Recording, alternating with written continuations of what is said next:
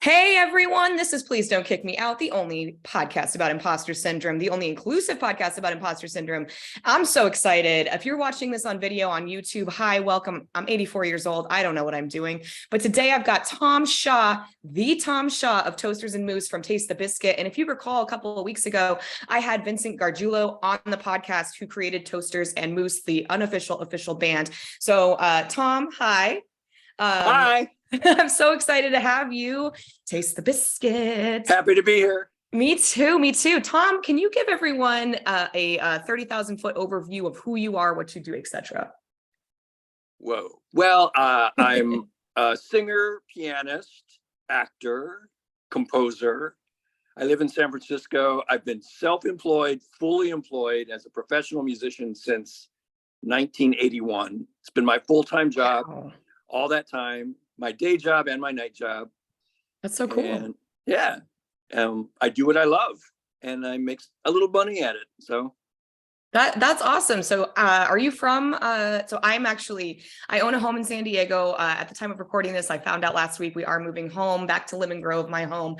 I am so excited because I love California. While I am from Denver, which a lot of people do know, mostly, I mean, I was born in Minnesota and I moved around. I'm married to a Navy man and we officially are retiring through the Navy. Thank God. nice. But when Congrats. I come back, thank you. I come back, I've got family up in Northern California and Napa. So I am planning to come see you in San Francisco and come to one of your shows. Awesome. Yeah. Can't wait. So before we even hop into the questions of Please Don't Kick Me Out. So for anyone new here, imposter syndrome, it's a feeling of other than. It's very common. I've been doing this since March of 2020. No one's told me to stop. If you're listening in your earbuds, we are on YouTube. I will share that link and share my screen so people can see some of the stuff. But before we pop into the episode, I did ask the Biscuit community some questions, right? Like, do you have any questions for Tom Shaw? Of course, our Tom Shaw of Taste the Biscuit. And if you're like, oh my gosh, what is Taste the Biscuit? Chickens in the Shadows is a movie that Vincent Gargiulo created, and I have so many questions about that and how you got involved with it as well.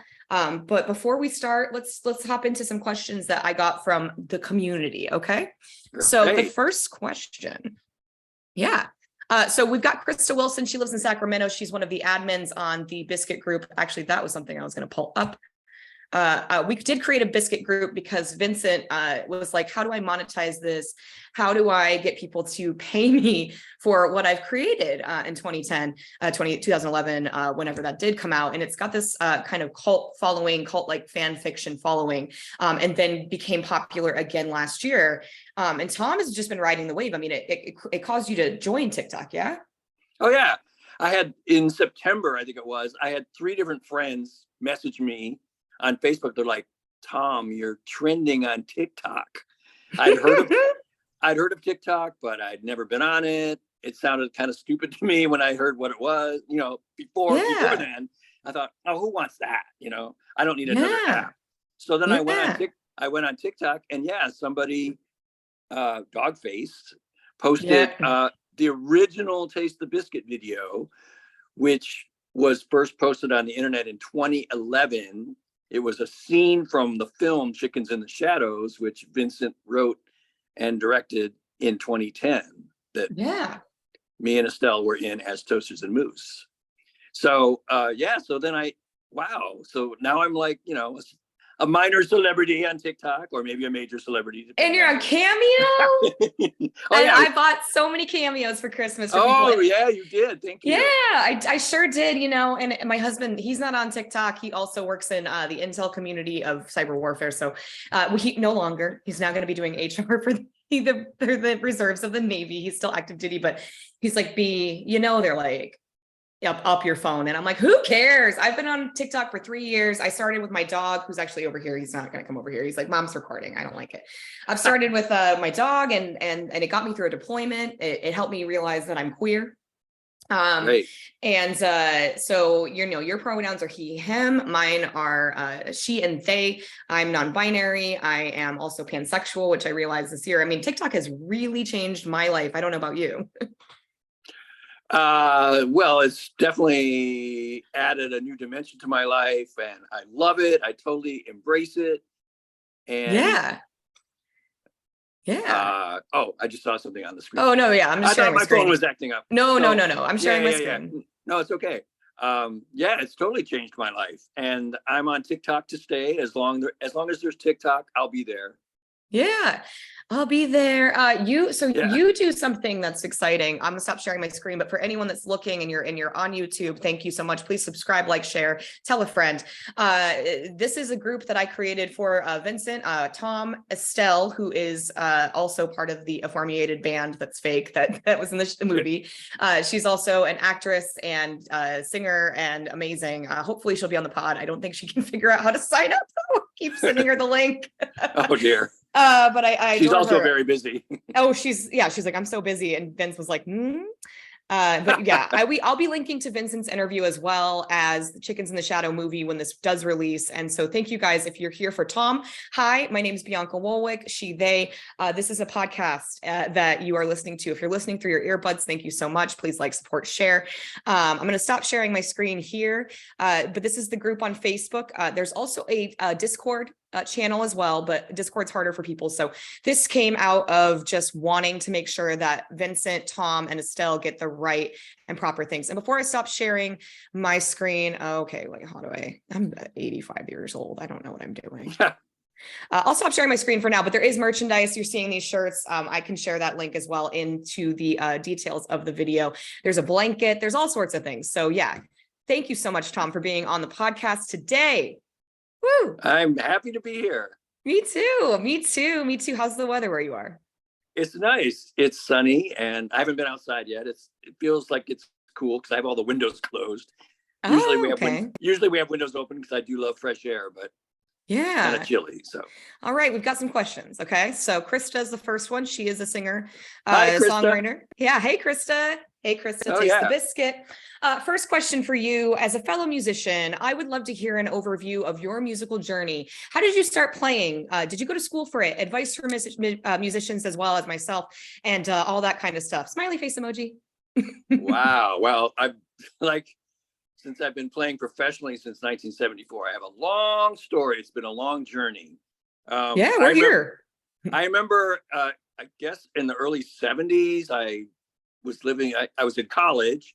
I had a keyboard in the basement where I was living, and I was jamming with this guitar player.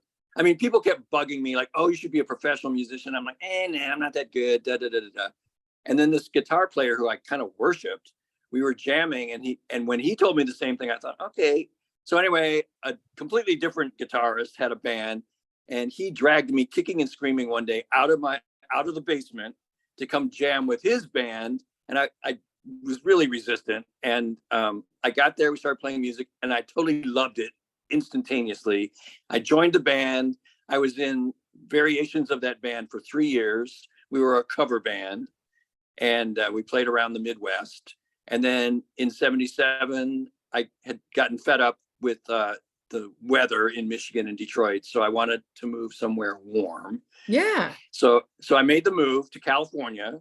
It was either California or Florida, but my parents had already moved to Florida, and I didn't want to be near them at the time. So California it was. So I came to California, and then the first friend I met, I wasn't doing anything musically for a few months, probably about 6 months. And then my first friend there was going to this little restaurant, and they wanted a piano player. And so he told me about it. So I went there and started playing piano in this restaurant. I had never done that before. I was a rock and roller. I'd been in a rock band for 3 years. So I started playing background music, and people were requesting what we know as jazz standards, like As Time Goes By or Cole Porter, Irving Berlin. I'm like, what's that? And they're like, you don't know Cole Porter? I'm like, no. I was 22. So I started buying all this sheet music and fell in love with it. And then I did background piano music at restaurants. And then a couple of years later, I started playing background music at parties, which was good money. So the 80s, I spent the entire decade of the 80s like playing for parties and weddings and events and background music and making lots of money. And then in the early and also actually in the early 90s, Nordstrom's which used to have live piano players. I don't think they do that anymore. They actually do out here. Oh, okay. Good to know they still have that. Yeah. So I started playing it in various Nordstroms around the San Francisco Bay Area. Again, background music. But then at one point I got really depressed and I'm like, I was unhappy. And I actually took a career exploration class at a local community school, college, and discovered that I was always happiest when I was collaborating. Like back in the 70s when I was working in the band, or in the early 80s, I was collaborating with a lyricist and we wrote like 50 songs that nothing ever came from them. I'm posting them on TikTok these days occasionally. Proud of But you. anyways, so this class was very introspective, and I decided that even though I was doing what I love, playing music, making a living at it, I was unhappy, which is like crazy to think about. So I decided I needed to start collaborating. So I started dabbling with accompanying singers. Yeah. And that led to, playing professionally at nightclubs and cabarets and musical theater. And I mean, the story goes on and on. Yeah. And that brings us up to, around 2000. Right. So, Okay. Wow, you've had quite the career, my friends. oh yeah. So, I mean, Tom, I love that. Thank you so much for your vulnerability and even sharing some mental health stuff as well. I mean, here's the thing. I've been doing this. So my background's in marketing. While you were playing in the 80s, I was not born until 1989. I know I look younger than I am. I'm actually going to be 34 this year. Not that that matters at all, but I think you're only as old as you feel. I feel 12 and also 84. So I did mention that I'm a military spouse. I live on Oahu, Hawaii. I'm here until the fall. My husband's been in the Navy. Right now, what he's doing is he's exploring the fact that, he's got 2 more years for retirement. He'll be about 38, 40. By the time that he's out, he's 2 years older than me. He'll be 36 this year. He's like, oh my God, I'm old. I'm like, no, you're not. But, it's like, it's cool to hear people's stories. That's what I love doing about this podcast. I flew very close to the sun, was a marketing director. The pandemic took my job, and my husband was deploying that year. So I started this podcast because, it started out with some girlfriends being like, man, like, when are they going to find out that are not meant to be here or whatever. And so I'm excited to hear how you can relate to imposter syndrome. I'm excited to have you here on the podcast. The next question from Krista, though, is what is the best gig you've had and maybe the worst one?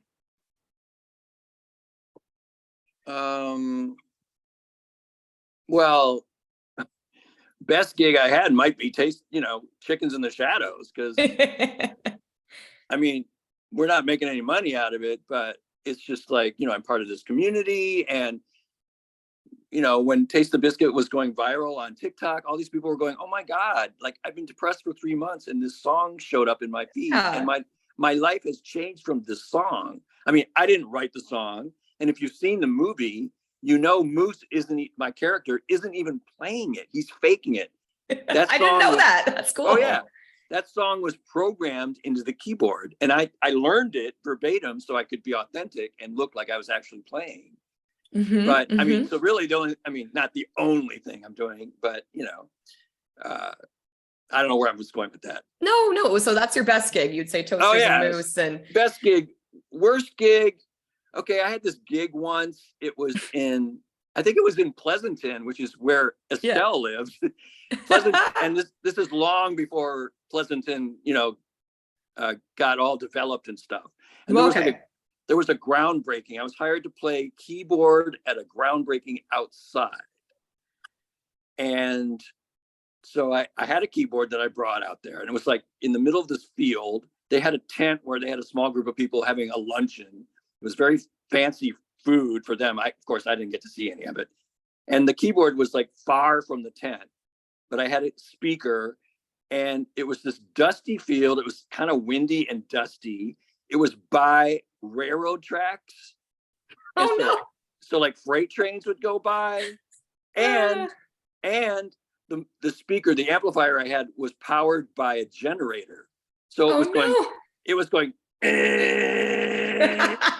the whole time. I mean, I got paid for it. Actually, it took me like months to even get the money out of this caterer that hired me. I was like really pissed off. So yeah, that, I mean, there's worse gigs out there, I suppose, Yeah, than that. yeah. But that's like the most memorably like weird / bad gig. Yeah. Oh man. So and before the next question I had was someone wanted to know about your childhood. But I kind of want to talk about the fact that you do some really cool things in San Francisco, including the Golden Girls review that you do, right? I happen to own Cakeworthy. I don't endorse them. I hate that company, but I own this shirt, right? But the piece de la resistance is this jacket that people have wanted to buy off of me. And I will never sell it. Oh, yeah. Because it's a windbreaker. Come on. Picture it. Sicily, 1934. Yeah. Tom, I'm so excited to have you on. Okay, so you are from Michigan, you said, right? So where in the mitten? Well, near Detroit, which is, Okay. you know. Right yeah. on. I was born in Minnesota. I grew up in Bloomfield Hills, which is a suburb of Detroit. Oh, that's awesome. Okay, cool. And Yeah. That's awesome. And moved, you know, when I was like 22. Yeah. Oh, that's so cool. I'm just so happy to have you on. Okay, everyone, this is Please Don't Kick Me Out. We're going to talk about imposter syndrome. Every week, I share stories of people. We get to know them. We become best friends, which I'm excited because at the time of recording this last week, Tom actually got to meet one of the Biscuits. His name's Justin. He lives in Denver, and I love him to death. He's Snarkle Fritz on TikTok. He is a just all around great human, combat veteran, great guy. I hope to have him on the podcast at some point, but I've had all sorts of, if you're new here, all sorts of people on the podcast. It's not even a humble brag. It's what you do. Like I'd make like, just like you on TikTok, I make no money from it.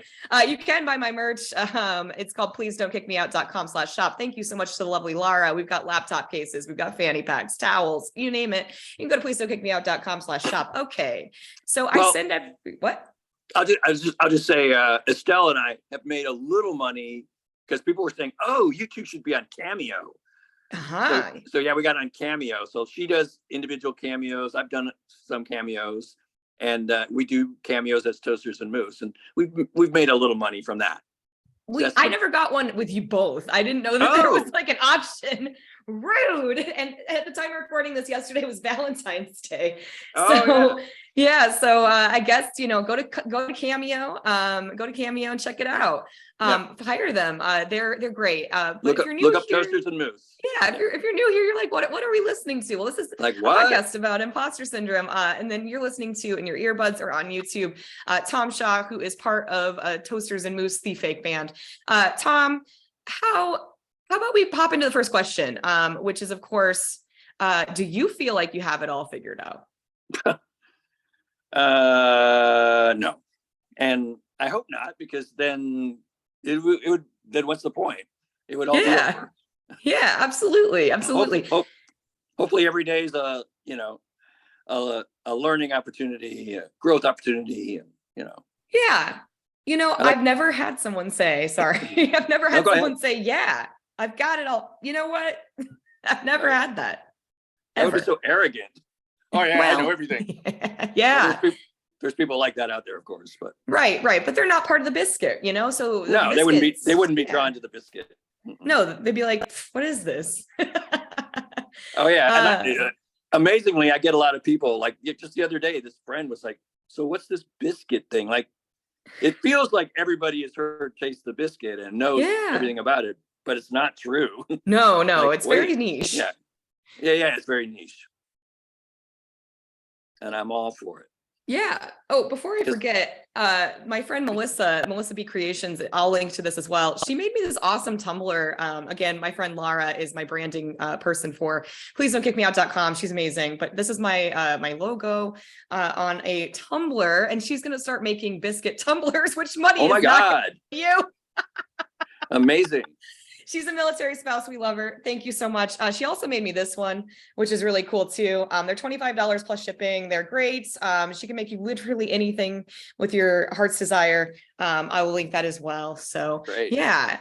The next question is about imposter syndrome. And so I approached you. I remember approaching you about this podcast, and you were like, I don't know. Yeah. Yeah, because I hadn't heard of it before. Yeah, well, I mean, I'm medium famous, you know, like just like you're famous on TikTok. Yeah. But I've been doing this, like I said, for 3 years, and I don't expect everyone to know about it. Imposter syndrome is not in the DSM-5 or any psychological handbook. It's actually shrouded deeply in imposter syndrome is shrouded deeply in self-esteem. I've shared so many stories. We are inclusive. I practice diversity, equity, and inclusion on a daily basis, especially being a queer content creator and especially being a white person. I try to do everything I can to make sure people feel included, whether it be Black Lives Matter, equality, trans voices, etc. So I've learned a lot over the last 3 years, and imposter syndrome is, the feeling of, oh gosh, they're going to find out that I'm not meant to be here. And as a musician, maybe you felt it. So I'm going to ask the question. It's a mouthful. It's so funny. I don't even need to look at the question. I know it verbatim in my head because I've done it for 3 years. So here we go. Do you feel like you fit in or suffer from imposter syndrome? In what ways? And what does imposter syndrome mean to you? Well, I mean, I've definitely had self-esteem issues. I mean, what I was saying earlier about like, oh, I don't want to be in a band. I'm not good enough. And then I was dragged kicking and screaming and joined this band. And then, but then I did background music for many, many years. Yeah. It was like I was hiding my light under a bushel kind of thing. And yeah, I still feel like, because I feel like there's this thing, like you have to have a gimmick to be super popular. Right. And I think part of the low self-esteem actually ties in with, oh, you're supposed to be really popular. If you're not super popular, then you suck as a person or something like that. So, and I've always felt like the people that are really, really popular have some kind of gimmick. Yeah. And that's just never been me. Like, I don't want to be fake and rely on a gimmick. You're like some kind of like, freaky look, or nothing against any of that, but it's just not me. And as a result, I'm not as popular as I could be, but that's okay. Yeah. And it took me, I think, many years, probably many decades to sort of work through that. Yeah. I love that. I love that, Tom. I think it's so cool of you to share that wisdom with, I don't know what age people are coming to listen to this, probably all ages, right? And I'm not ageist in the slightest. I am a millennial. However, I respect the crap out of the younger generation, as well as, my nephews who are 8 and 3 this year. Wow. And, I'm not popular either. I was not popular in high school. I was a nerd. I was a newspaper editor. I wasn't cool. I've never been cool, and there's nothing cool about me. And I have a podcast, but so does everyone else. So hey, I'm proud. I'm proud of you. I'm proud that you're here. I'm glad that you're here. I'm glad that you're sharing your story with my fans, my listeners. I'm glad I know you. I mean, we're Facebook friends. Who would have thought? When like you mentioned the Biscuit earlier and how it popped up in September, right, of 2021, two. No, 22. Yeah. Gosh, it's 2023. I know it's only been a few months. But like many people, I was so depressed. I had a mental breakdown when I moved here. I mean, I live on Oahu. I love it now, and a lot of it's due to the Biscuit. But I had such a hard time out here. I'm late diagnosis ADHD. And like I said, I was the last person to find out I was queer. I was the last, and I'm in a healthy monogamous relationship where we look like we're straight and cisgendered, and I have that privilege, and I'm aware of that. But at the same time, I've been finding my own self and my neurodivergence and who I am as a person. So I got diagnosed at 31 with ADHD. When I lost my job, I realized, oh, wow, I can't complete tasks. What's wrong with me, right? And so once I got that diagnosis, I realized, oh, this makes so much sense. I didn't take that and go, oh, I can be a dick. Like I can be an asshole and take it and run with it. I was like, oh, that's why I had a hard time fitting in. Oh, that's why I had a hard time, getting to know people. I wasn't popular. I was kind of a weirdo. There's other things that I've discovered of myself as well, through TikTok and the Biscuit and everything. But I was so depressed, Tom. I didn't log into TikTok for a whole dang year. And all of a sudden, this Chrome lady is walking on the beach. And I'm like, wait a second, I live near beaches. I could do this. And that's my slow flex is I do that now. And now I love it. I love living here. I've met so many people through the Biscuit. I'll probably be meeting you in a couple of months. I mean, it's really, really amazing what it's brought me. And it gave me a reason to get out of bed for Christmas. I made everyone ornaments. People paid shipping because it's very expensive to send stuff from Hawaii. It's costing me like $20 to ship each one. Like it was nuts. I probably need pirate ship or something, but hey. So I'm just grateful for it. And you and Estelle and Vince are just such kind people who really are just grateful to be included. And that's what the Biscuit has done is it brought everyone in. So who cares that we're not popular or famous? Would it be great to make money? Absolutely, right? But I'm just glad that it's brought me to you because now I have a reason to visit San Francisco. You have a reason to come see me in San Diego. Like, I'll get you booked. Because that's who I am. And I'm just glad. And so I don't care that we're not popular. I mean, I joined a sorority, believe it or not. And I wasn't popular there either. Oh, wow. No. I didn't know that was possible. I bought my friends and they hated me. Oh my God. No, they didn't. They weren't even my friends.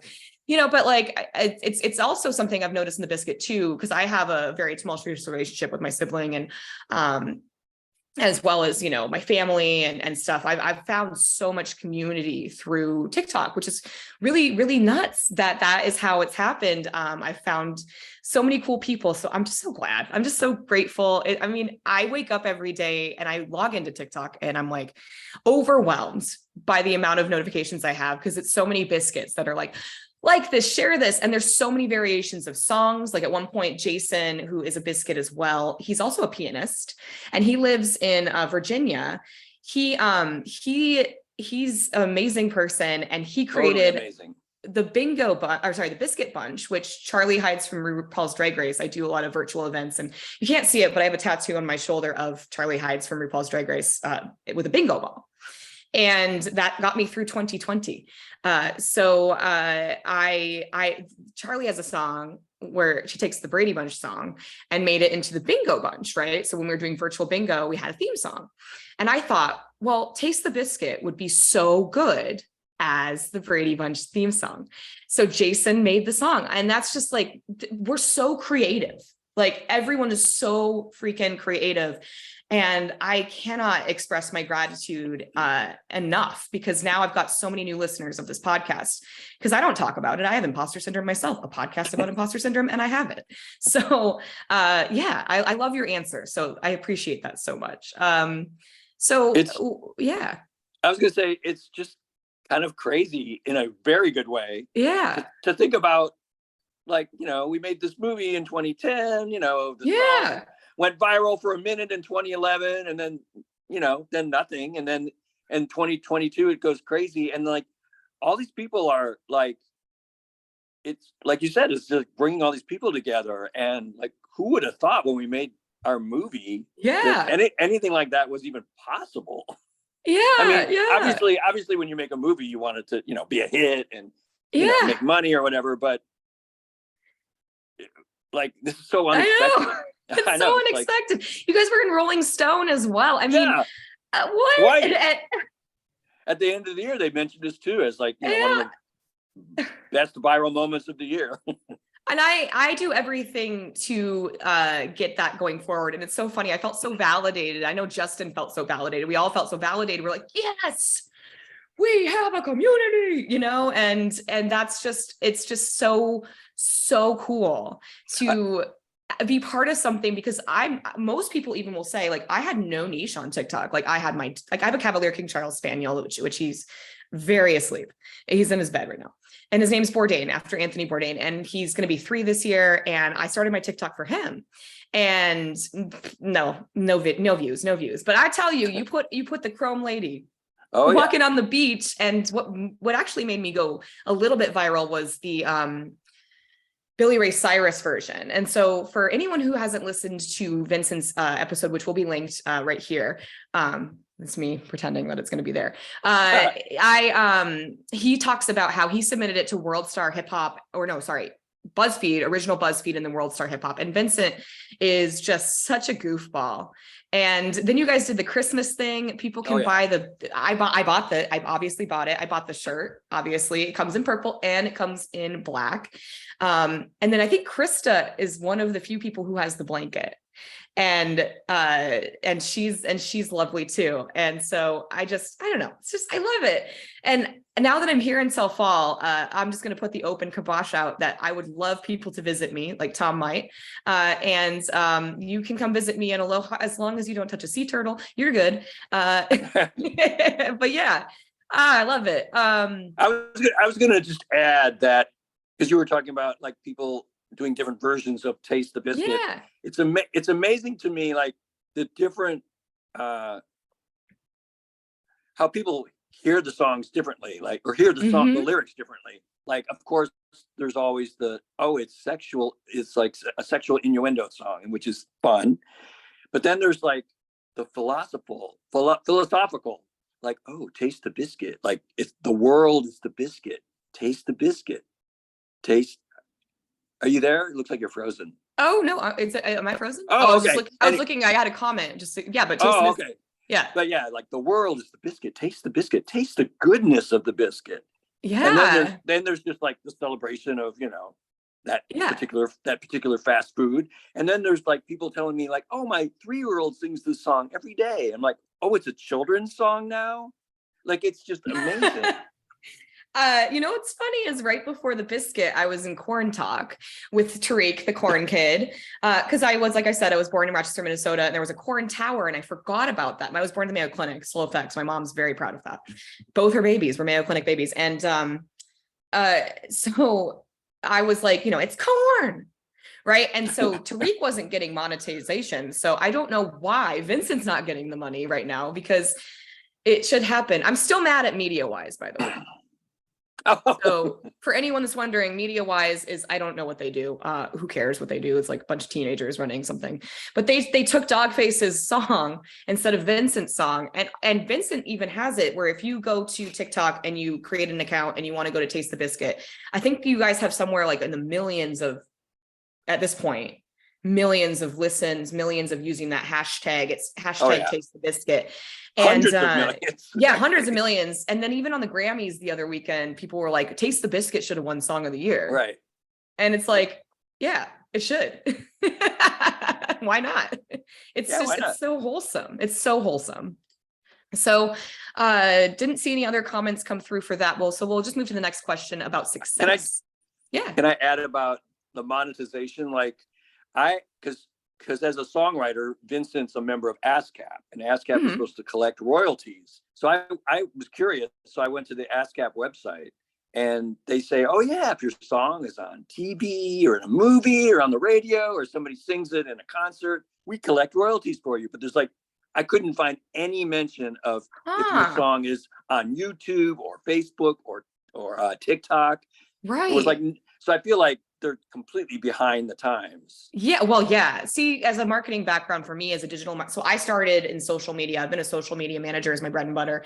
As you can see, if you're here, I've got, I know what I'm doing for the most part, and not to brag, but I grew up as in my career doing Facebook. I've done millions of dollars worth of Facebook ads. I've done so much stuff. And it's funny how, even in high school and stuff, there was internet bullying and there was no way to track it back. And it's like interesting how the internet has existed for as long as it has and been there. And we've all been on the web and yet there's no way to, besides YouTube and him monetizing through YouTube and TikTok doing their own thing, there's no way to do it unless there's a 10,000 follower cap, right? So it's really weird that if you're going to collect royalties through TV and whatever, you're not going to use YouTube that's been around since good God, like 2009, right? So, I mean, or even earlier, I don't know.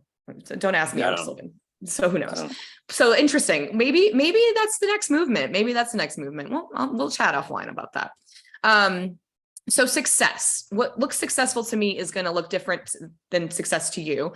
So what does success look like to you? And do you feel successful? I'm actually getting moved because I feel like I'm extremely successful. And it's not about money because, Yeah. I mean, I have money in the bank, but due to, that came from a little bit of inheritance when my parents passed away, not from like anything I've earned. Because as a musician, it's always been like paycheck to paycheck. Well, a lot of people. Yeah. But my success is that I touch people with what I do. Same. And I move people, like when I play and sing, not just even, just what I do locally. Cause I have gigs where I play and sing at retirement communities. I've been doing this since 1993. Yeah. And there'll be people that are sitting there in their wheelchairs who are really out of it, Yeah. And I'll start playing a song from the 30s and they start singing. They remember all the lyrics. I mean, to me, that is like the ultimate reward. I mean, obviously paying bills and rent and taking trips and being able to afford all that, it would be super nice. But to me, this is so much more successful than, making millions of dollars. Yeah. And it's funny because I think that the most successful people, personally, this is my own opinion, most successful people are people who are kind, and their success never changes them. They're kind, they're good people, which is why I think I connected with you and Estelle and Vince and everyone in the Biscuit so much, because we have no one else to be but ourselves. And I know that not everyone can be themselves. I know that not everyone can feel safe in an environment to be themselves in a supportive relationship. And if you're, listening for the first time and you're thinking, I'm really depressed, I don't know what any of this Biscuit stuff is, I don't know these things, you just have to remember that everyone's on their own journey, right? And it doesn't matter if you're not there yet. Eventually you'll get there. And success to me personally, I'd love 1 million streams. I'd love to be making money off of this. My success to me is the fact that I have those 5-star reviews where people say, oh my gosh, I love this.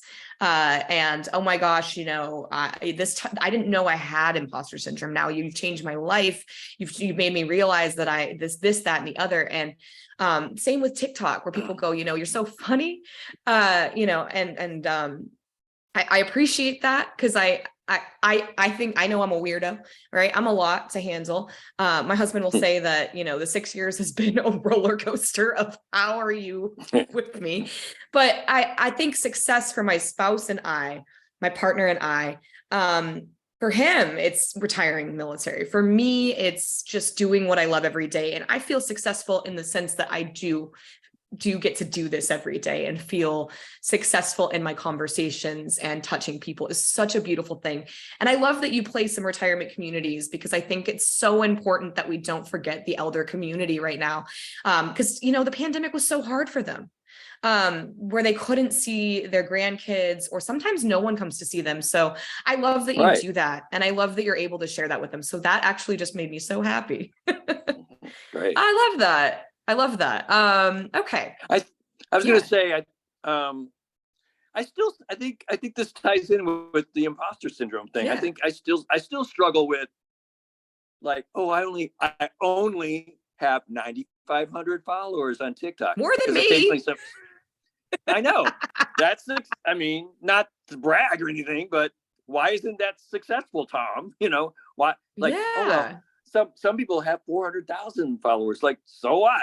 So I still struggle with that. I have a church gig. It's a Universalist church, or United Church of Christ, and it's very progressive and inclusive. Even when I got the gig, they said, "Oh, it's okay if you're an atheist." I'm like, "Oh, cool." So, but this church has like, a congregation of like 12 people, and so I have a lot of things like that where my audience is quote unquote small, and I still find myself questioning, like, why is this? Why am I why are my audiences so small? So I guess that ties in with imposter syndrome, right? Like, because it's still like this like self-esteem thing nagging at me. Like, well, you should be more popular than that, Yeah. Well, and that's the funny thing too, is like, really, what is that? Right. Like, so on TikTok, like you can make pennies, right? Once you've got 10,000 followers or something. I'm at the time of recording 4,094, which to me is a lot, right? And even with like social media and Instagram, right? It's all about the engaged audience and all of that. And I've learned a lot through social media. And I used to have to tell brands, right? Like, hey, like, well, one, you have to like, it's imposter syndrome. You have to like tell them like, oh yeah, like this is engagement and this is that and this is the other thing and blah blah blah. And I'm used to spinning bullshit into gold. But it's like you have to kind of be like, well, but you're still there, you're still present, and you're still doing something. And the biggest and the best advice I ever got for TikTok and all content, which is I consider myself a content creator for sure, a digital creator, is that you got to just keep posting and eventually it'll stick. And that's like, eventually you'll get those congregation members. Eventually you'll get those gigs. Eventually all this is going to happen. I told Vince the same thing. It's just, you're already there, which is better than you were. Right. So starting this podcast, I had no idea where it's going to go. I don't even like, it's funny. I reached out to a very famous out here singer. Her name's Paula Fuga. She's on Jack Johnson's label. I'm hoping, fingers crossed, I think she's going to be on the podcast. Fingers crossed. Nice. She has one of the most beautiful voices. She's on Jack Johnson's record label, Brushfire Fairy Tales, Brushfire Music. And I saw her at home for the holidays, and she has the most buttery voice. You saw the video, Melikli Kumaka. And just, she's fantastic. And she lives in Vaimanalo. She grew up on the beaches of Hawaii, where her parents were, she was homeless with her mom growing up. She's super kama'ina, meaning local, but at the same time, like, I feel embarrassed. This is imposter syndrome too, to share my amount of plays, listens, and downloads. And that's why I've been using YouTube as well to extend my reach. While I am syndicated everywhere you get your podcast, if you're listening through your earbuds right now, on whatever platform, thank you. If you're on YouTube, thank you. Please follow, like, subscribe, tell a friend, because that's how we keep doing what we're doing. As Tom as well, if you like what you hear, book them, buy a cameo, buy a shirt, like everything, every little bit helps, but you also don't need to pay to play, right? And I tell people that a lot too, is you don't need to put money behind what you're doing. Like, I've never paid a single penny for any of my advertising. It's all word of mouth. It's all referral. And I'm lucky that the cultivation and the connections I've had have gotten me where I am, and I'm grateful. And I'll never, ever look down on that, ever. And so I'm just glad you're here. Oh, here's another example of success. You mentioned advertising, and I'm flashing, like in the 80s, I used to spend hundreds of dollars advertising in wedding guides, to get wedding gigs. And then, nothing ever happened. I would just, all my gigs come from word of mouth. And at this point, I'm fending off gigs. So that is like a huge success. That's huge success. That's gigantic. Me too. I have to say no. And it sucks to say no, because you're like, because that's imposter syndrome too. You're like, oh my gosh, are they never gonna book me or want to book me again? But the thing is that no is the most powerful two-letter word you can ever say. I learned I'm a huge about therapy. I have a great therapist now, Dr. T. She's amazing, and I'm a huge advocate for mental health and just in general, everyone. I think if you can afford it, there's so many pay-to-play systems where if you have insurance, it's great. But there's also self-help books out there. There's just so many resources out there to help with mental health and stuff. So I'm grateful for what I've learned about myself. But it's so funny because I thought about advertising, but I get you get better connections through referral business, which is what people don't realize. But unfortunately, you have to do the thing first to get that word of mouth. And you just have to be a good person on top of it. Reliable, punctuality, all of that. So saying no is very hard for me. Boundaries are very hard for me. For me too. I had to learn to say no. Yeah. And it's hard. Yeah. Yeah. I appreciate that so much. I'm grateful for your vulnerability there. Do you? Yeah. Oh, I was going to say, this is sort of a sidetrack, but I also have a depression story if you want to hear it, but of course. We don't I love it. There. No. I would appreciate that. I think our listeners would appreciate that. And I'll just say trigger warning, mental health. Okay. Yeah. So, I guess this was around the time where I was questioning, like, I'm doing what I love, but I'm depressed. And I resisted medication. That was like my last resort. But I was having suicidal ideation. Mm-hmm. And somebody sent me this book. I don't remember the author's name, but it was called You Mean I Don't Have to Feel This Way? Mm. And the one takeaway I got from the book, which was very pro antidepressant, because like I said, that was my last resort. And the doctor or the author said that antidepressants don't alter your personality, they restore it. And when I heard that, I was like, oh. So then I got on antidepressants. I mean, of course, if anybody has been on antidepressants, you know, it can take a while to find what works or what cocktail works. Yeah. And so, you know, that was my story too. But they really helped me. I was on antidepressants for like 15 years. Mm-hmm. And I don't necessarily encourage anybody to do this, but I weaned myself off of them after 15 years, and I haven't needed them since. And that's not a bragging thing. It's not a brag. I got you.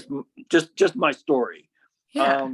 But at one point, this friend of mine, his name was John Neff. He lived in Hawaii for a while in Maui, running recording studios. He recently passed away, but around this time when I was super depressed, he contacted me because he was in Hollywood and he was working with David Lynch, the filmmaker. And he called me and he's like, Tom, you want to come to Hollywood and write music with me and David Lynch? And I was so depressed. And in my imposter syndrome, if you will, I was like, oh, I couldn't possibly do that. Oh my God. I haven't written music in years, blah, blah, blah. I mean, I said no. Mm-hmm. And for many years, it was a big regret, but people said, you just weren't in that right place. Now I'd be on the plane like in 5 minutes. Yeah. I feel like, oh yeah, I can do that. Yeah. Yeah. Well, I appreciate that you share this vulnerable story, right? And I want anyone that's listening, we're not doctors, right? No. What works for Tom and me might not work for you. At the time of recording this, I have a doctor appointment on Friday where my doctor and I are going to discuss putting me back on SSRIs because that actually, and anti-anxiety, I have a lot of anxiety, believe it or not, because I found out that I have irritable bowel syndrome through anxiety. And, I told you, I was like, I got a colonoscopy scheduled like 2 weeks ago. Oh, yeah. It came back negative. Everything was negative. There was no Crohn's. There was no GERD. There was no ulcers. There's a lot of things. I too suffer from depression. I had a mental breakdown that it was soul crushing. And I felt like, if you've ever seen Twilight, I felt like this is going to age me young, but I was in college when Twilight came out and I read the books. But when Bella gets left by Edward, and it's like Lie is the song. It's like, there's a possibility. Don't sue me. There's a possibility. Right. And she's sitting in the chair and I just watched the world going on around me on an island. And it was just so hard. Suicidal ideation for me, it's never, I have a semicolon tattoo on my wrist. I have attempted when I was 15. And I have had suicidal ideation. But the thing for me, Tom, was I almost died at the hands of medical care moving out here. They put me on the wrong SSRI with my ADHD medication where they also upped it. My husband was on the mainland at working, and I'm here in Makakilo. I don't know anyone. I now live in Pearl City, but at the time I was living out in town. Now I'm in base housing. I overdosed on Adderall, which I never would take. I'm an ADHD person. I never would overtake my medication. I take it as prescribed. In the past, I have been on SSRIs. I was on Lexapro, I was on Wellbutrin, and I believe in them. I just haven't needed them, right? And to me, it felt weak to want to be back on them. And so I even told my doctor my new doctor, this is not the same doctor that had happened with. And the reason why what had happened was it was a pandemic. And they, as an ADHD person with, adult ADHD, I'm a very routine person. I mean, I have a pill pack here and I know exactly what I take. Most of it's over the counter, but this is, I know exactly what I take. I take it at the same time every day. It's routine. What had happened was they prescribed me 20 milligrams of XR Adderall, but because it had been a pandemic, they said, Bianca, and they told me in my earbuds, and I'm a visual person, told me in my earbuds, Bianca, that we're going to prescribe you the 20s after you finish out taking those 10s, right? The 2 10s every day. We're going to prescribe you a 20. And I said, okay. And then my husband was gone. And that's a trigger for me because he was deployed for a number of years. And I'm sorry if this is a lot of information, but yeah, so this happened, right? And so I got back and I was still doing my routine, and it was my fault, right? My fault in the sense that I ended up taking 40 milligrams. Oh my God. By accident, right? Because ADHD routine. And my husband had to fly back, and he didn't know if I would be dead. He didn't know if I would be alive. And I'll tell you, it was the deepest depression I've ever been in.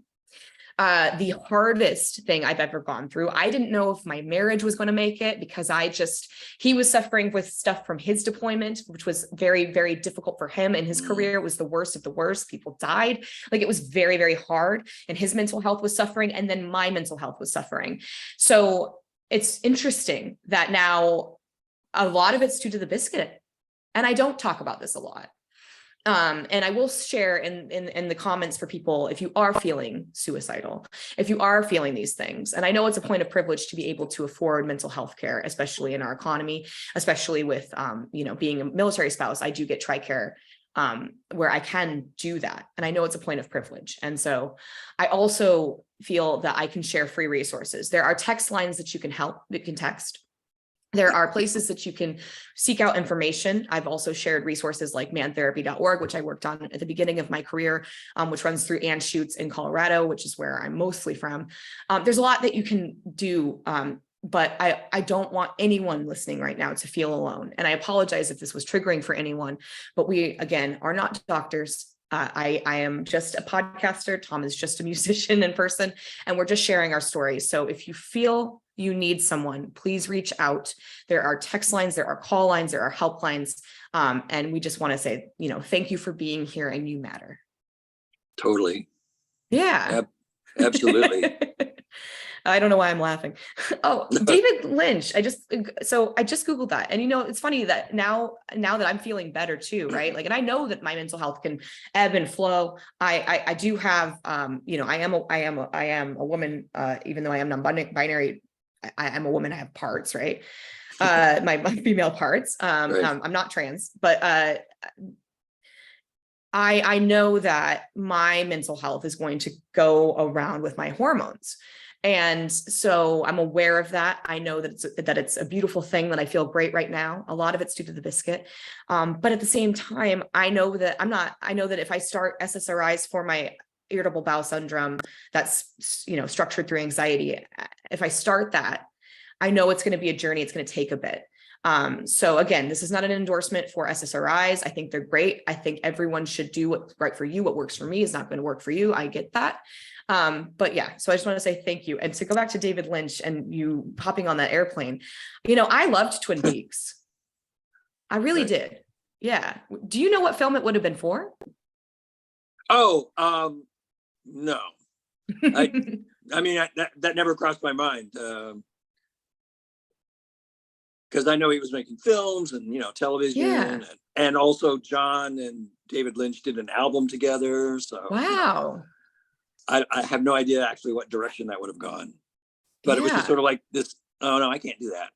Oh no, I don't have that kind of talent. It was just like, it was sad, but that was just where I was at. And that's okay, because totally not okay. every opportunity is going to be the right one. Right. And that's what this podcast is for, to share that it's not always roses, right? Like, we might be in a better place today than we were in the past, but I think that introspection is so important. And it's from a place of clarity and self-reflection. So I appreciate you sharing that. So thank you.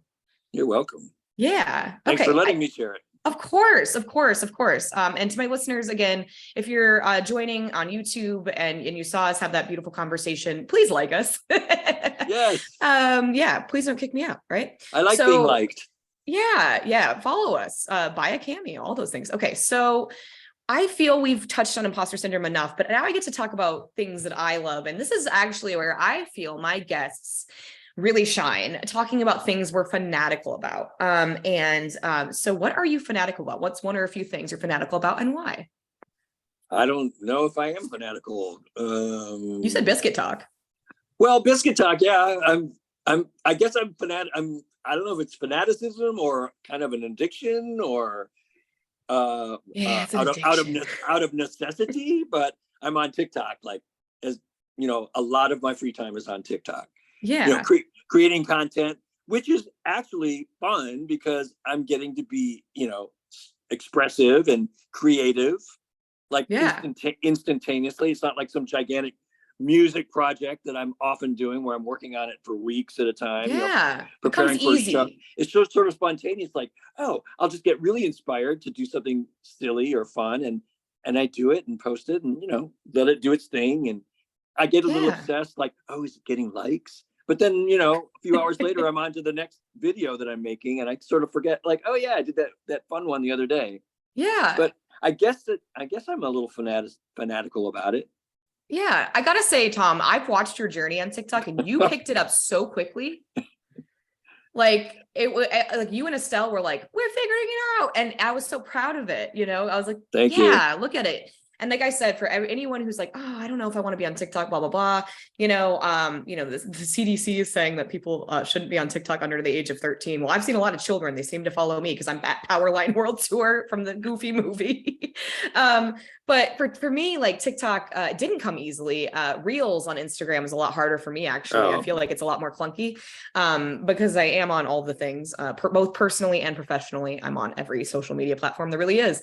But TikTok for me, I mean, I've been doing it for 3 years. So I feel like not an expert, but I feel like I'm pretty good at it in the you sense of I are. kind of know what I'm doing now, right? Like, and a lot of it, again, thank you, Biscuit Talk, but I am fanatical about TikTok and what it's given me as well. So I appreciate that. So I'm going to give that a 2. But then we're going to segue into we're going to segue into unpopular opinions. And while you said some things about food, because I don't like cantaloupe. I think it's trash. It's a filler fruit. I also wanted to touch on something that we talked about earlier, just about calling Biscuit Talk a cult. Oh. Oh, I was going to say, did you have an opinion? Yeah. Well, oh, okay, yeah. So yeah, when I first saw people refer to it as a cult, I was like, I mean, I get that it's not a cult like, you know, Jim Jones kind of thing. It's not FLDS or anything. It's not that kind of cult. But I was like, I like the word tribe. Like, we're a tribe. That sort of went through my mind when I was doing. I mean, I've come to accept that that's the way the word cult is used in relation to, you know, taste the biscuit talk. You know, because normally a cult has a leader, and you know, and it's sort of authoritarian and all that crap. So obviously it's not that kind of cult, you know. And I sort of justify it as it's like a cult following, or you know, a cult movie. Yeah, so, which is of course what Toasters and Moose being part of the Chicken Shadows, it really is. I mean, and Vincent, it's a cult. It's cult fiction, right? It's just, there's just so much cool stuff. For me, being like growing up with YouTube and like, well, I mean, I'm 34 this year, so growing up kind of with the internet, right? Like that's, you know, I am a child of the 90s. I was born in 1989. I'm a child of the 90s. You know, I grew up with the internet being like the internet, like dial-up sound, you know, chat rooms, ASL, all of that, right? And so for me, that's what Biscuit really brings me, is that feeling of the internet being like cool and fun and like it's wild, the age bracket, right? So we have people that are in their like 60s and 70s, and then we also have people who are in their teens, and it's just such an inclusive space. And so I agree with you, it's not a cult. And I don't like the word gang either, because I mean, my husband's from LA, right? And so I'm like, and I also like grew up around gangs, so I don't like the word gang necessarily. Biscuit heads cracks me up because it reminds me of like parrot heads, like with Jimmy Buffett. But really, just I think we just call ourselves biscuits. Like we're biscuits, you know, hey biscuits. Yeah. I think Justin uses the word biscuiteers. That's cute too. I like that. That's cute, like mouseketeers. Oh, yeah. And so I think I want to go to my favorite question. Can I go to my favorite question? Sure. All right. What Muppet would you be and why? Well, Oh my God. Okay. Imposter syndrome. I don't know the Muppets. I mean, that's crazy. What? Like, I know. Not even Pretty Sesame cool. Street? Oh, I guess you're much older than me, but I never, but a lot of people my age, are into the Muppets. So, I mean, you I saw weren't. them. There's a lot of popular television. Like I never watched. Okay. Like in the 80s or whenever it was, like the Mary Tyler Moore show. I never watched it. Yeah. I've never seen Friends. I mean, What? Well, it didn't I age well, so I you're don't know. okay. No, I'm I'm a weirdo, which is a good thing, of course. Yeah. But I'm sort of averse to like popular. If it's like super popular, then I'm just stick my nose up at it. You're like, I want to be popular. Also, screw the Muppets. Yeah, exactly. What? So, Okay. oh, and here's talk about vulnerability. Here's a really interesting fact about me. Yeah. I'm a professional musician who does not listen to music. Interesting. Like if you were to ask me, oh, what are you listening to these days? I'd be like, well, I listen to a lot of music because I'm always working on a musical project or two or three. Sometimes I'm juggling multiple projects with different singers or a show or, a film project that I'm writing for or something like that. And so I'm often listening to music like, oh, here's some tracks of some songs this person wants to sing and I've never heard them before. So I listen to music for work, but so it's not enjoyment. But for pleasure, I don't listen to music. What do you do for pleasure then? Which is weird. Well, my work is very pleasurable. So that's good. And I love, like at the end, I actually learned, this is another hard one to learn, like at 5 o'clock or thereabouts, unless I have a gig or a rehearsal to go to, I stop like working at the piano. And then like my partner and I, we love watching like crime shows on Netflix and stuff. I love crime shows. That brings me a lot of, I don't know if you'd want to call it play. It's weird. It's like dark pleasure, I guess. Yeah. How long have you been with your partner? We met in 2010. Oh my gosh. So wait, through the Biscuit? No, I'm kidding. Oh, no, but he was there for the, his name's Ray. He was there for our premiere. That's so like cool. In 2011, early 2011, I think. Oh, well, I'm excited to eventually meet them and you. Oh, yeah. I love that. Well, okay. So can I typecast you as a Muppet? Sure, please do. All right. This is from what I know about you.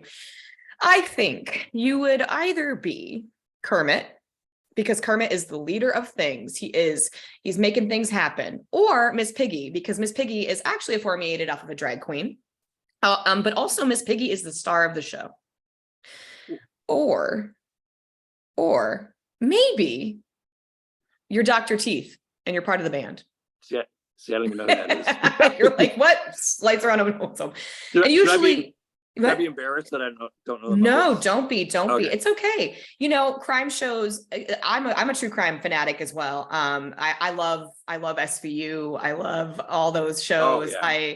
I have theories. I almost got banned on TikTok because my favorite drag queen in San Diego. Well, I have many. I'm sorry. Don't come for me. I know if you're listening, Courtney, if you're listening, Paris, all the others.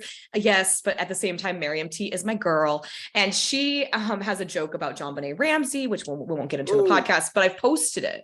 And the brother did it. Okay. Come on. Oh, yeah. Yeah, obviously. But I'm from Colorado, right? Where like that kind of happened. I was born in Minnesota, moved to Colorado, now it's 10. So yeah. So I have a lot of opinions. When you ask the question, of course, Miss Piggy did come to mind. Yeah. But that's because she's like the only Muppet I know. And Kermit. Did you ask this question of Vincent, by the way? Because he had an answer. He does the best Kermit. He did. Did he do it for you? Yeah, you went, hi-ho. Oh yeah, he does the best Kermit you'll ever hear. Vincent's so funny. And before as we wrap down and I get you to like promote whatever you need to promote, how did you get involved with Vincent? Like, was it a casting call? Like, what happened? So this was back in the day when Craigslist was, I don't know if Craigslist is even still in existence, but it is. A lot of us spent a lot of time on Craigslist, sometimes looking for, I dated a guy for 2 years from Craigslist. Okay. There you go. Okay. Casual encounters. But occasionally I would swing over to like the section that was called gigs or something like that. So I was scrolling in under gigs on Craigslist, and there was this ad where this indie filmmaker wanted to cast a guy who was like in his mid 50s. I was 54 at the time. Who the character plays piano and sings, and is slightly overweight and kind of depressed. You're like, hey, it's me. I'm like, hey, exactly. It's like, oh my God, the role I was born to play. And Vincent said in the ad, singing and piano playing not necessarily even required. And I'm like, oh, I can do both of those. So maybe I'll ace the audition. So I did the audition, and, eventually got the part. A fun story I like to tell is like, I said, so who is playing Toasters? And Vincent said, oh, her name's Estelle Piper. So I Googled Estelle Piper and found out she's a Shakespearean actress and a director. And it freaked me the fuck out, because I'm like, oh my God. Imposter syndrome. And oh, there you go. And she did the same thing. She's like, who's playing Moose? And oh, his name's Tom Shaw. She Googled me. She's like, oh my God, he's got a jazz trio. Like, because she's more of an actor than a singer, and I'm definitely more of a singer pianist than an actor. Yeah. So anyway, that's how I landed the gig. That's so cool. Yeah, and I've heard Estelle tell that story too. Oh. And well, I have not on the podcast. Estelle needs to figure out how to make the link work. But Estelle. I think it's so cool. I love that. And then you guys throughout the years, he's just like hit you back up and been like, do you want to do it again? Do you want to do it again? Like, and yeah. So again, the movie is called Chickens in the Shadows. I am going to link to it. I'm going to link to the reunion as well. I am going to show some more stuff and share my screen with everyone. But again, Tom, thank you so much for being on the podcast. What would you like to promote? Well, here in San Francisco, if you're here in San Francisco, I'm playing on Sunday, this coming weekend. I'm playing at Martuni's at 7 p.m. with Katya Smirnoff-Sky. She's a legendary drag performer here in San Francisco. I've been working with her for almost 20 years. She does a show every month at Martuni's. So, and her guest performer is Carly Ozard. And then the following Saturday, I'm playing at Martuni's, accompanying a singer named Karen Hurst. Yeah. And accompanying the two of us will be Roberta Drake, who's the drummer in my trio, Tom Shaw Trio. Cool. Which is a jazz trio. And then in March, I'm playing for another drag performer named Vanessa Bousset. She's doing a show at Martuni's. Wait, how do you spell Martuni's? Hold on, let me. MARTUN''S.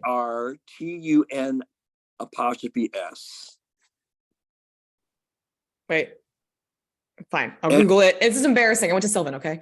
Yeah, and I see you're like showing my website, which reminds me I need to update my calendar, because a lot of these things aren't even on my calendar, which is like silly. You have a Facebook page too. Do you use the event function on the Facebook page? Yeah, sometimes. Or like Katya has an event for this coming weekend's event. She's got an event page. Vanessa Bousset has an event page for the event in March. Like a lot of times the people I'm accompanying do the event pages. There it is. And I have one for Karen Hurst, which is a week from Saturday. That's so cool. And then in April 14th and 15th, I'm playing for a show called Audacity 4. It's a long story, but it's sort of a parody.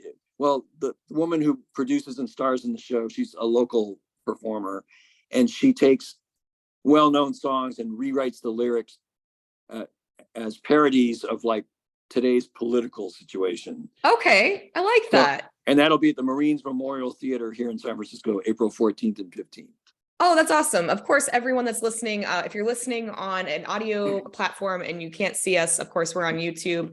I'm going to put in the toastersandmoose.threadless.com for stuff you can get, the Taste the Christmas, Toasters and Moose face blanket, all that. Tom, you're going to send me a download of where you're going to be because your website does not have it. You got to update that.